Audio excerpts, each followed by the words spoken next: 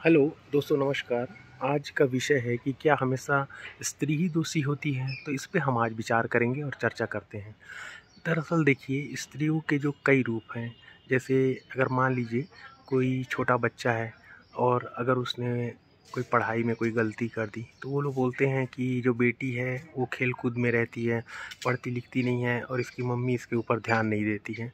और अगर मान लीजिए कि कुछ खाने में कमी हो गई, तो जो घर में खाना बनाने वाली महिला है, बहन या बेटी या पत्नी, उसको वो कहते हैं कि इन्होंने अच्छे से खाना नहीं बनाया।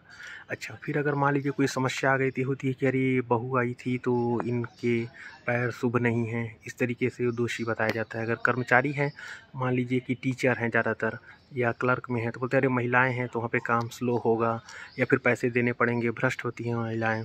या फिर अगर वो फ़ौज में हैं तो अक्सर ये देखा जा रहा है, आर्मी एयरफोर्स में ये कहा जाता है कि महिलाएं जो हैं उनके रहने से सुरक्षा में दिक्कत होती है। बॉर्डर पे वो लोग पेट्रोलिंग करना है या गार्ड्स भी जो हैं महिलाएं, वो अच्छे से कर नहीं पाती हैं।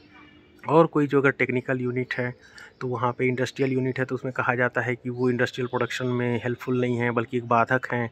उनको मैटरनल लीव लेना होता है, चाइल्ड केयर लीव लेना होता है। मतलब हर जगह पे महिलाओं को ही दोषी बनाया जाता है। तो क्या सच में ऐसा है, या फिर उनके पक्ष को समझने की कोशिश नहीं की गई है, या स्वतंत्र रूप से विचार नहीं किया गया है कि आखिर सच्चाई क्या है?